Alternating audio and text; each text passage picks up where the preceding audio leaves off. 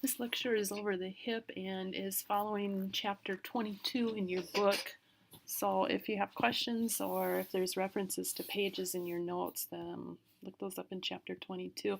At the beginning of every major section or different joint that we'll be talking about through the rest of the semester, in your book there's a lot of information at the front of the chapter. And so what I've done is try to pull out some general points of interest, I call them, out of that section and highlight those at the beginning of your notes that I feel are most important. There's quite a bit of material, so I've tried to condense it into some of the things that are most applicable. So at the beginning of your notes, that's what I've done, general points of interest. In regards to the hip, there's difficulty in interpreting some of the findings or the pain in the hip because it's a place that can be a referral source of a lot of pain. So people that have back pain, or that's the source of their pain, it might refer to the hip, or a knee lesion or injury can actually refer pain up to the hip. So it can be a little bit difficult to interpret. In regards to the therapeutic exercise program, again, pain control and inflammation are the primary goals. We need to correct predisposing factors in order to reduce risk of reoccurrence. Usually I'm talking about postural things like that.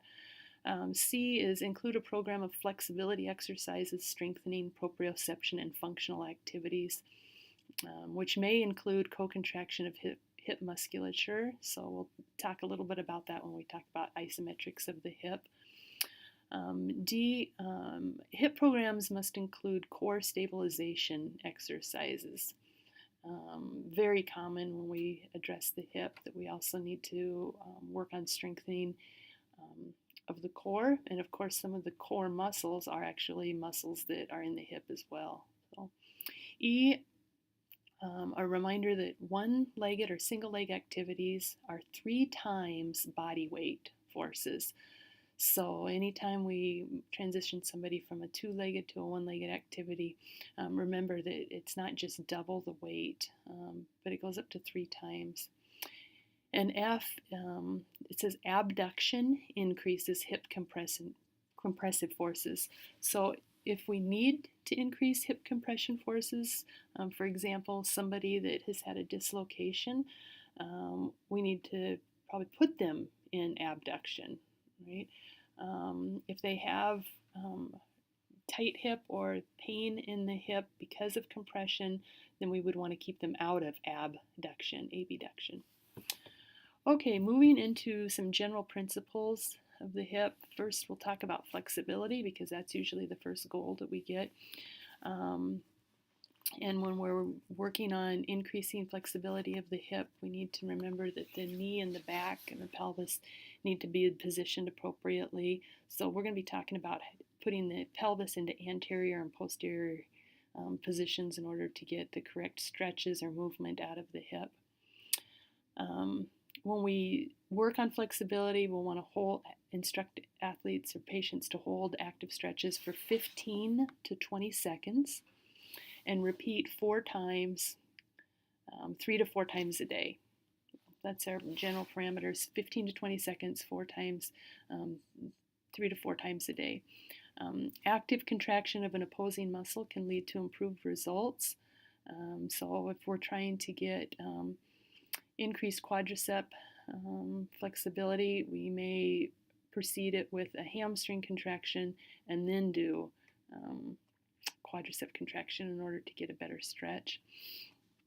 And that prolonged stretches are most effective in altering tissue length in scar tissue and connective tissue.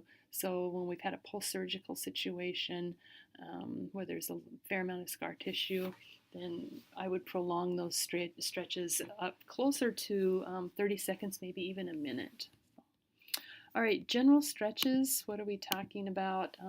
The first one listed is a lumbar rotation stretch. This is a general hip stretch that we might use in a supine position. A rectus femoris stretch is frequently used. There's several different ways that you can do this. In a kneeling position, so in this picture, her right rectus femoris is being stretched.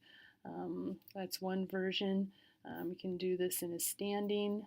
She has her leg up on a table or bench, or just reach back and hold it. This is a two-jointed muscle, so we need to go into hip extension and knee flexion in order, both of those, in order to stretch the rectus femoris. There is another point that I want to make, though, that when you're stretching the rectus femoris, that in this picture you can see that she's got a bit of an anterior pelvic tilt. If she would pull back and put her pelvis into more of a neutral position, she would feel that a lot more. So we'll practice that in lab, but just a reminder that when you're doing a rectus femoris stretch, that you want to have the person position into a posterior pelvic tilt.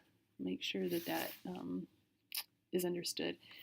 This is again another way to stretch the quads or the rectus. If she were in a posterior pelvic tilt, she would not have to shift forward hardly at all before she would feel that stretch. Hamstring stretch is another one. Standing or supine, and we'll practice this in lab, but for a hamstring stretch, we actually want to have the person position themselves into an anterior pelvic tilt. So you could try doing a hamstring stretch in this standing position in a posterior pelvic tilt, and you won't notice it as much, or you'll have to go really far forward with trunk flexion before you feel the stretch, or versus if you put your pelvis in an anterior pelvic tilt and then go forward, you'll feel it a lot more in the hamstrings. So we want to teach it that way. A glute stretch, here's one way to do this in a supine position with a 90-90, and then using the left hand to push the front of the left knee down and stretch the posterior hip musculature or the glutes.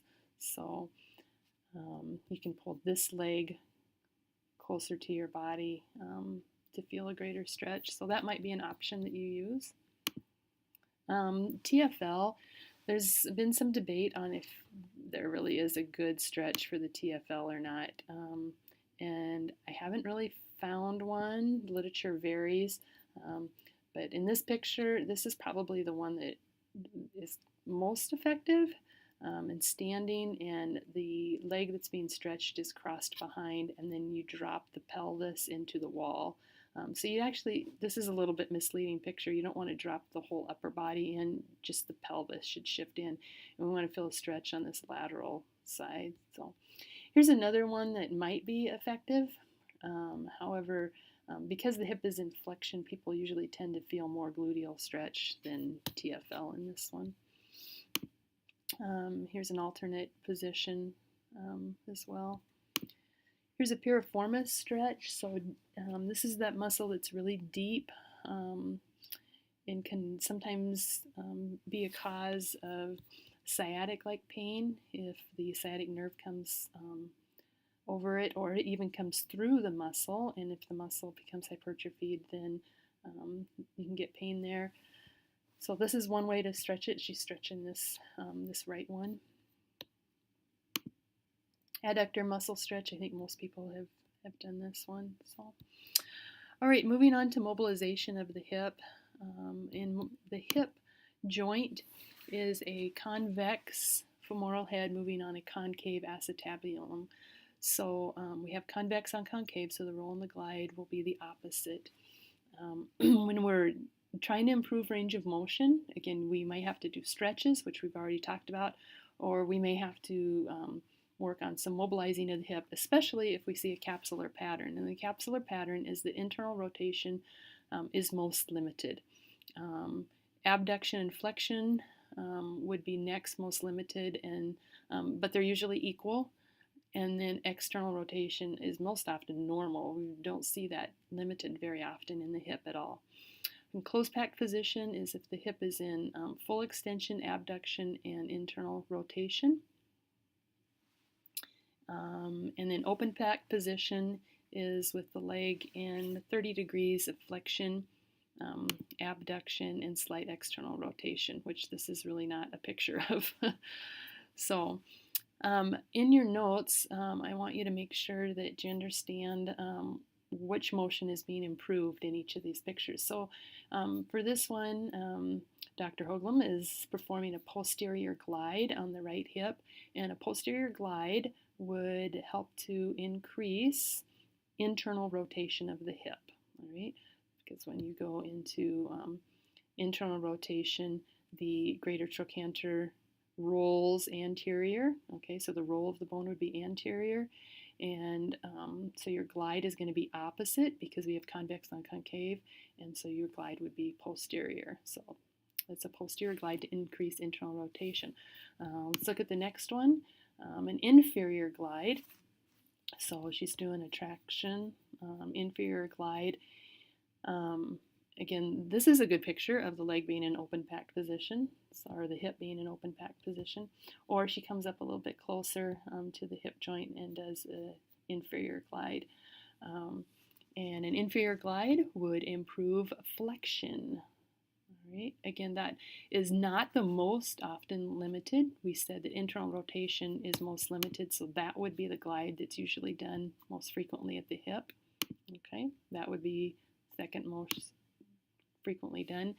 And then a medial glide would improve abduction, right? So you're gliding the opposite of the motion that you're getting back. So you glide medial, then you're getting improved abduction and abduction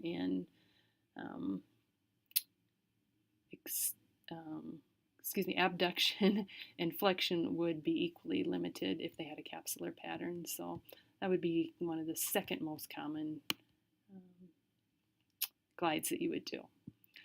Okay, so general principles with the gliding, grades 3 and 4 if the hip joint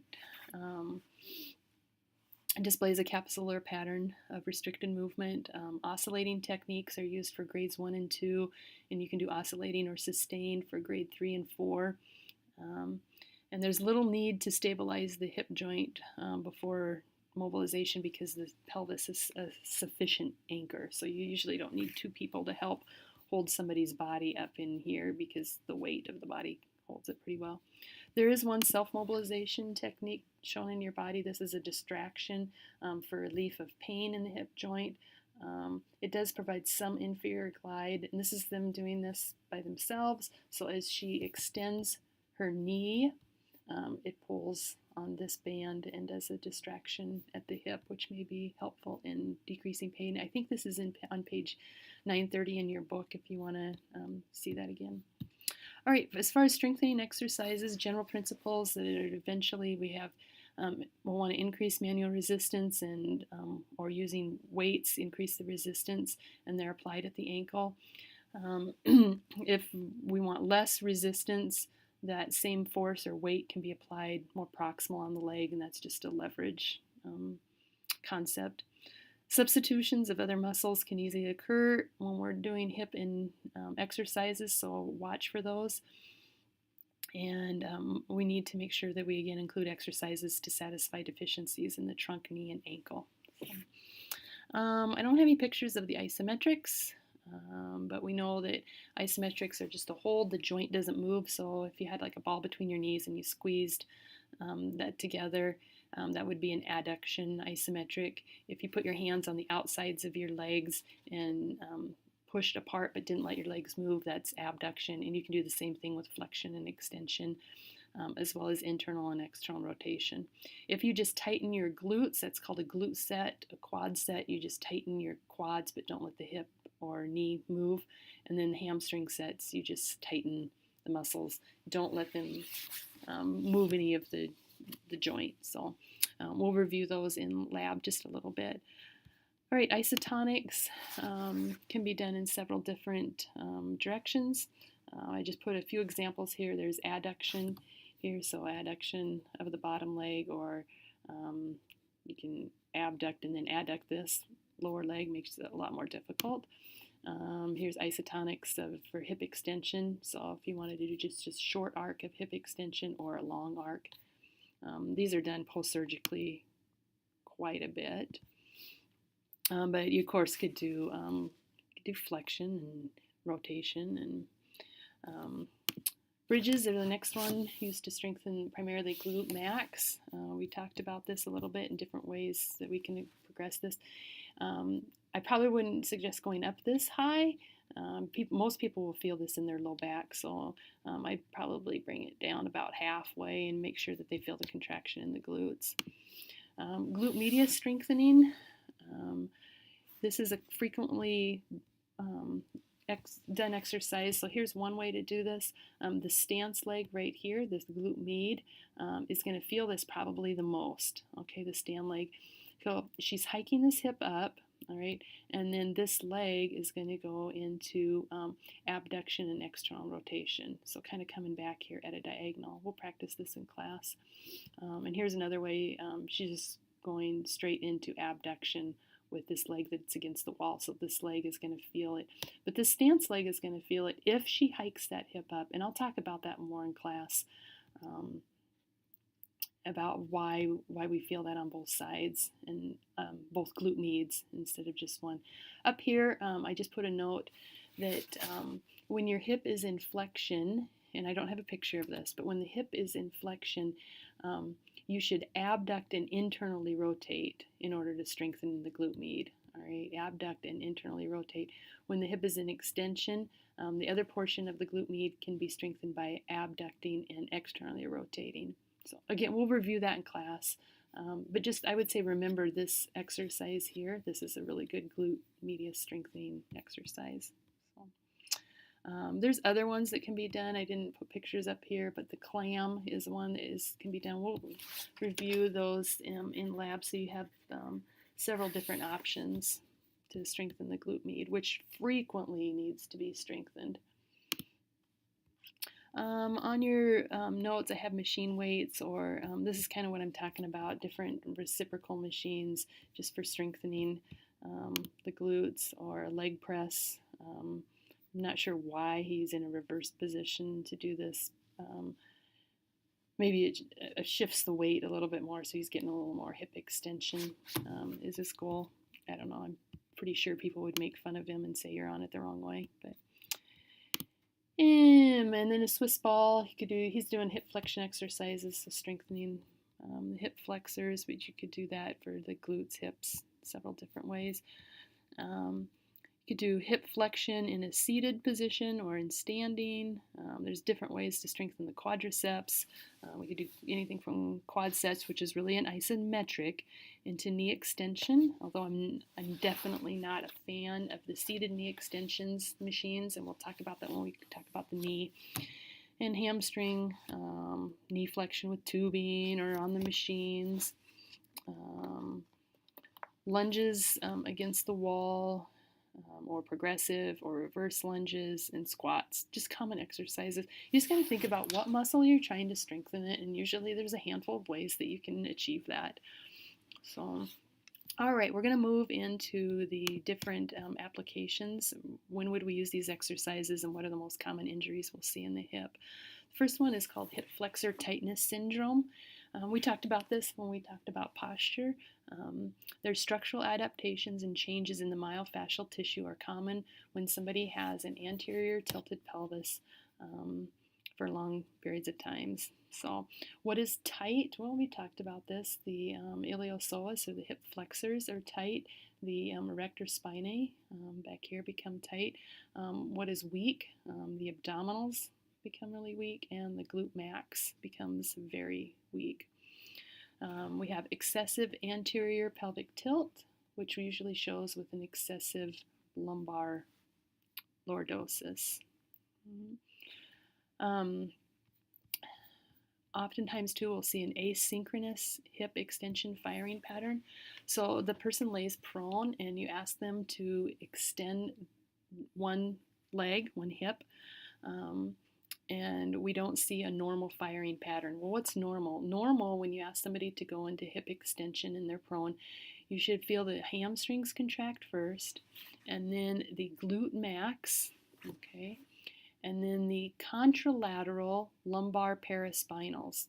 So if we're talking about right hip extension, we'd feel the left lumbar paraspinals, and then the ipsilateral lumbar paraspinals, which would be the right, and then the contralateral thoracolumbar paraspinals, which would be the left, and then the ipsilateral thoracolumbar paraspinals. It happens really fast, but what I typically do will put one hand on their hamstrings and one on their glute max and have them go into extension, and I'm comparing what fired first, hamstrings or glute max, and then I'll go one hand on glute max and one on contralateral lumbar paraspinals, and which one fired first. And we can see some crazy firing patterns where they don't follow this at all. In fact, we can see them so abnormal that we see excessive scapula muscle firing or complete lack of glute max contraction. Those are the two most common things that we'll see. Scapula muscle firing, which shouldn't happen at all, or there is no glute max contraction at all. They don't even use their butt muscles to get into extension of the hip. It's all hamstring, and then it goes right into the back. So how do we treat this? Always we stretch what's tight first, which were our hip flexors and our rector spinae.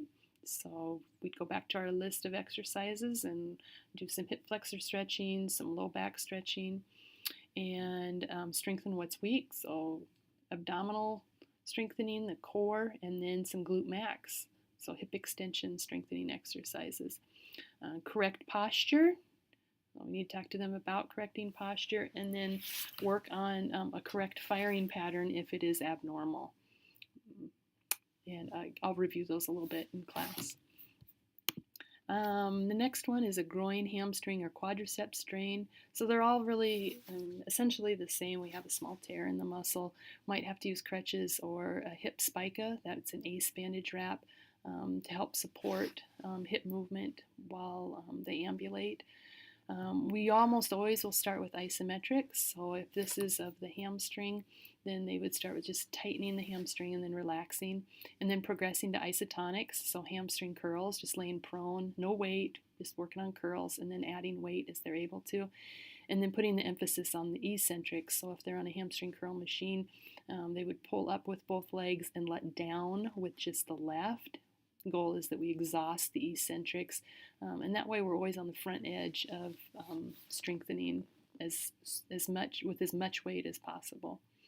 We may want to start with aquatic rehab if it's available, and progress through that way, and make sure that you differentiate between groin and hip flexor strains, because you strengthen them differently. One, you strengthen the adductors, the other, you strengthen the hip flexors, and you also support them with an ACE bandage differently. One, you would start wrapping medial if they have an adductor strain, and one you would start wrapping the ACE bandage spica lateral if they had a hip flexor strain, so medial with an adductor. So, all right, moving on to dislocations. If somebody dislocated, usually their hip, will have 3 weeks of immobilization, and they'll start with isometrics for strengthening those muscles on the posterior side. So this hip, actually, this is the position they adducted and were internally rotated. That's the position that they're stuck in. The hip is dislocated, and the hip dislocates posteriorly. Okay, so back right in here, the hip is dislocated. And in your notes, I put also work the opposite limb. So also, when somebody has this reduced and we're doing rehab, they'll work musculature on both sides. That's because of an overflow principle, that if we just strengthen the muscles, in this example on this side, and didn't do anything here, they actually get 10% stronger on their opposite side without even strengthening. So we're going to capitalize on the overload principle and work on strengthening on both hips. Avoid. We're going to avoid hip adduction, hip flexion greater than 90 degrees, and trunk forward bending, simply because that puts the hip in greater than 90 degrees of hip flexion. So those 3 motions are going to be limited. Why? Because it puts the leg in this position, or the hip in this position, and it's predisposed, or it's pre-positioned so that it could be dislocated again. So we want to avoid those positions. Progress the rehab per the physician, or there's a protocol in the book that can be helpful too. All right, femoral stress fracture, not super common, but I've seen it a handful of times in the training room. They're going to be on crutches for several weeks until they can ambulate without any pain at all. During that time, we'll be working on core stabilization exercises, so lots of core strengthening. And then as the pain decreases, then we'll start with progressing the weight-bearing tolerance. There's really no specific strengthening protocols other than they can't have pain, and we do a lot of core stabilization. And that is so we have a good foundation of control for the hip muscles to work on, and they decrease the torque taking place at the femoral neck. And then they just, whatever's weak, you strengthen. So. The next one is acetabular labral tears. And this is becoming more and more noted, or we understand this a little bit better. But typically the anterior labrum is where this takes place, and anterior superior labrum, and we get a little tear or an inflammation up in this part of the hip socket. So I have in your notes, there can be two types of a deformity. So if we look at the hip, we have the socket and we have then the ball here. So we could have what's called a cam deformity, which is an anterior superior damage in the joint because the femoral head is not spherical. So right here is a picture of a cam deformity. So this colored area is actually filled in with bone, and every time they go into hip flexion or adduction, this gets pinched up against here, right? And over time then causes inflammation or actually a lesion where it starts to push, and we get a deformity in this part. So we get kind of a dip in here. So, but it's very, very painful. And the other kind is a pincer, and this is, the problem is right here on the labrum is pinched between the acetabulum and the femoral neck. So this is the problem. This overhangs too much. Or we can have a mixed. So we have a problem with a cam deformity and a pincer deformity. So either one. Possible findings when they come in. I'll maybe have a picture. So here's the picture of the impingement site. So right up here in the anterior superior part of the labrum, we get irritation or impingement right here. Might prolong so much that you actually get a piece of the labrum that comes off. All right, possible findings, hypertonicity. That would be in the anterior hip as it tries to provide stability. So the anterior hip is always, the ball is always coming forward in the socket and banging that anterior superior labrum. And the hip musculature is trying to provide stability, and it becomes really tight. In an association, or that keeps going on for a long time, and the capsule of the posterior hip gets tight because the ball doesn't sit back in the socket. So while the muscles of the anterior hip are tight, the capsule in the posterior hip is tight, and so we see a decrease in internal rotation. Muscle imbalances, tight anterior muscles, tight adductors, and therefore then weak posterior and weak abdominals. Pretty common.